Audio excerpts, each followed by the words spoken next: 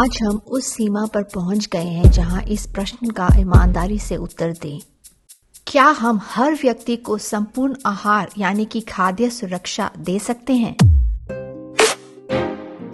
बाहर के खतरों के लिए हम मिसाइलों का इस्तेमाल कर सकते हैं, लेकिन वास्तव में भोजन ही हमें हर स्थिति में सुकून देता है।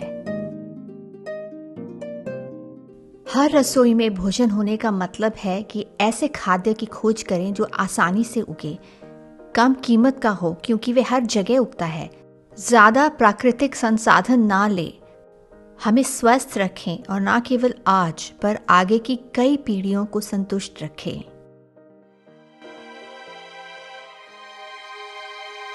सुनिश्चित भोजन खाद्य प्रबंध प्रणाली पर भी निर्भर है। मतलब कौन बीजों को नियंत्रित करता है, क्या उगाना है, कितना उत्पादन गोदाम में रखना है, वितरण की योजना क्या है और उगाया खाद्य कितनी दूर जाता है, इन सब का निर्णय कौन लेता है। समझने की बात यह है कि क्या स्थानीय खाद्य किस्में, अनाज, सब्जियां, पौधे उगाए जा रहे हैं। क्या किसान और इलाके में रहने वाले लोग तय कर रहे हैं कि उन्हें क्या खाना और उगाना है। हमें गंभीरता से विचार कर ये पूछना है कि हमारी खाद्य प्रबंध प्रणाली कम लागत वाली है और हमें भोजन शीघ्रता से उपलब्ध कराती है, युद्ध और अमन यानी हर परिस्थिति में। क्या वे पोषणीय, सतत और टिकाऊ हैं? अगर हम नजर डालें अपने भोजन पर तो इन सब का जवाब हमें आसानी से मिल सकता है। जो हम खा रहे हैं आज, क्या वे खाद्य सुरक्षा के सभी मापदंड पास करता है?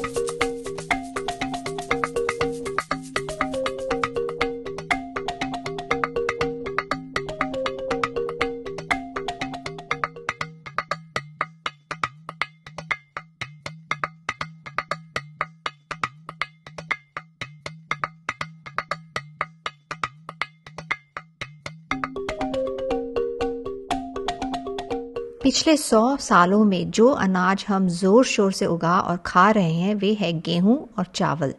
आज सभी दिन भर या गेहूं या फिर चावल से बनी चीजें खाते हैं, या दोनों। अब चलो देखें कि गेहूं और चावल खाद्य सुरक्षा के मापदंड पर कैसे उतरते हैं। गेहूं और चावल अरबों डॉलर के कीटनाशक और सिंथेटिक उर्वरक का उपयोग करते हैं। यही कारण है कि आज दुनिया भर में मिट्टी की उर्वरता खत्म हो गई है और आज हम फल और सब्जियों में स्वाद की कमी देखते हैं। गेहूं और चावल जल संसाधनों के भक्षक भी हैं। क्या आप इस बात से वाकिफ हैं कि 1 किलो गेहूं और चावल उगाने में 8 से 10 हजार लीटर पानी लगता है? ये एक मुख्य कारण है कि आज जल संसाधन पूरे विश्व में खतरे में है। भारत में पंजाब, जो कि हरित क्रांति का केंद्र रहा है, वहां 16 वर्षों में गेहूं और चावल उगाने के लिए कोई पानी ही नहीं होगा। गेहूं और चावल की कई किस्में आज जेनेटिकली मॉडिफाइड है और बीमारी पैदा कर रही हैं। ये कोई गुप्त बात नहीं है कि गेहूं और चावल खून में शुगर बढ़ाती हैं और दोनों ही तेजी से बढ़ती डायबिटीज का मुख्य कारण है। गेहूं और चावल का अत्यधिक उपयोग रोग का स्वाभाविक कारण है। तो फिर उर्वरक, कीटनाशक और पानी की भारी मांग के साथ मिट्टी की उर्वरता का ह्रास और बढ़ती बीमारियों को देख गेहूं और चावल खाद्य सुरक्षा हासिल करने में क्या उपयुक्त है?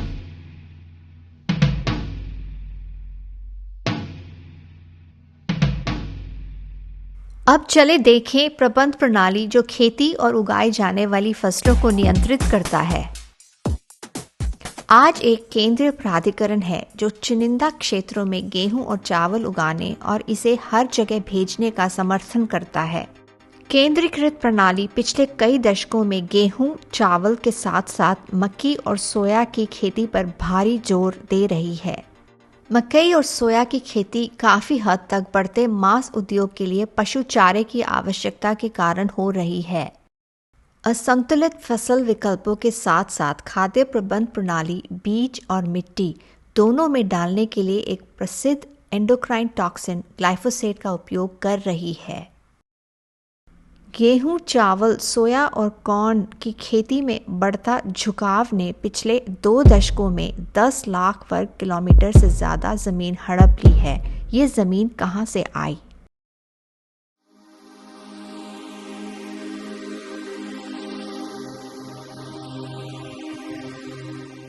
जी हाँ, बहुत से जंगलों को काटकर कृषि योग्य भूमि में बदल दिया गया है। जैसे जैसे हम वनों को खो रहे हैं, हम आपत्तिजनक जलवायु परिवर्तन की ओर बढ़ रहे हैं। वो कैसे? क्योंकि जंगल ही मुख्य रूप से हवा से कार्बन को हटाकर लकड़ी, पौधों और मिट्टी के नीचे जमा करने का काम करते हैं, जिसे कहते हैं कार्बन सिक्वेस्ट्रेशन। बड़े पैमाने पर वनों की कटाई के साथ मुट्ठी भर फसलों पर ध्यान केंद्रित करने और स्थानीय खाद्य किस्मों को अनदेखा करने से हम जैव विविधता खो रहे हैं।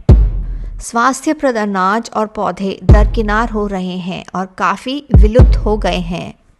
संसाधनों की भारी आवश्यकता और बीज नियंत्रण ना होने के कारण किसानों का कर्ज और निर्भरता बढ़ रही है। ये सब बड़ी लागतें हम इन फसलों को उगाने के लिए चुका रहे हैं, लेकिन उन पर दी जाने वाली सब्सिडी इन्हें छिपा देती हैं। भंडारण एक अव्यावहारिक और महंगा विकल्प है। राजनीतिक अस्थिरता या युद्ध की स्थिति में क्षेत्र बंद हो जाते हैं और दूर दराज के स्थानों से शिपमेंट नामुमकिन हो जाता है। तो एक केंद्रीकृत प्रबंध जिसमें हम देख रहे हैं 4 या 5 किस्मों की फसलों पर ध्यान, कीटनाशक और जीएमओ प्रौद्योगिकी का प्रचार, जलवायु संकट, घटती जैव विविधता, बढ़ता किसान कर्ज, युद्ध में भोजन की कमी, किस तरह की खाद्य सुरक्षा है आज हमारे पास?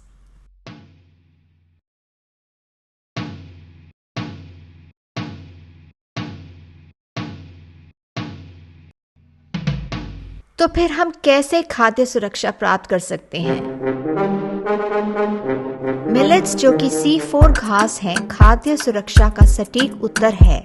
डॉक्टर खादर वली के 2 दशकों से भी अधिक समय तक किए गए अभूतपूर्व कार्य इसे निस्संदेह साबित करता है। मिलेट्स हर जगह उगते हैं।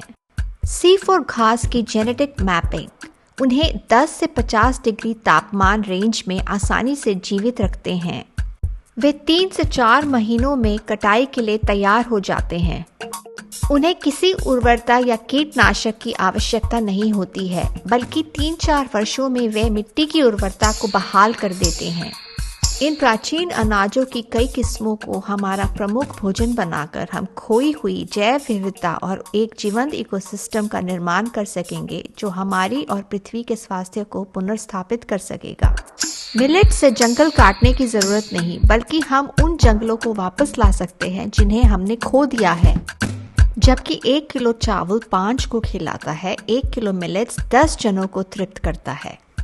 1 किलो मिलेट्स उगाने में केवल 200 लीटर पानी की जरूरत पड़ती है, जो कि 40 गुना कम है चावल से।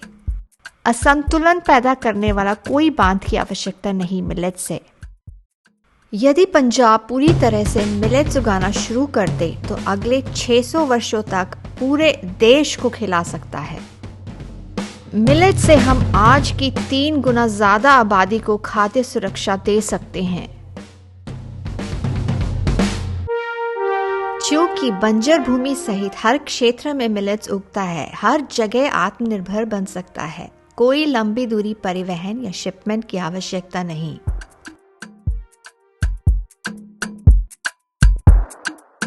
उच्च फाइबर वाले ये प्राचीन अन्न 100% ग्लूकोज संतुलन देते हैं। डॉक्टर खादर की शोध से स्पष्ट रूप से साबित होता है कि ये अनाज मधुमेह और अन्य कई रोग पूरी तरह ठीक कर देते हैं। तो फिर मिलेट्स खाद्य सुरक्षा देने में कैसे साबित होते हैं?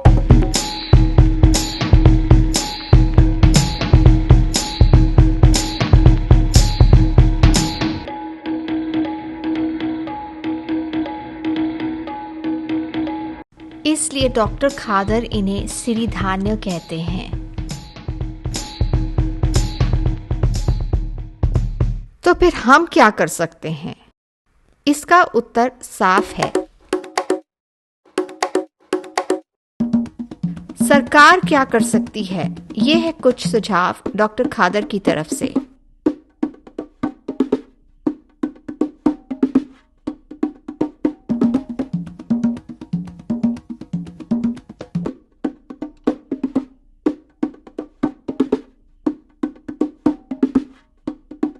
अस्त्र हमें बाहरी आक्रमणों से शायद बचा सकते हैं, पर मिलेट्स हमारी अंदरूनी सुरक्षा है और विश्व में भूख दूर करने का समाधान। वे हमारे भविष्य की सुरक्षा है, जैसे कि कई सदियों रही हैं। पर्याप्त भोजन अगर सबके पास हो, शायद अस्त्र की जरूरत ही ना हो।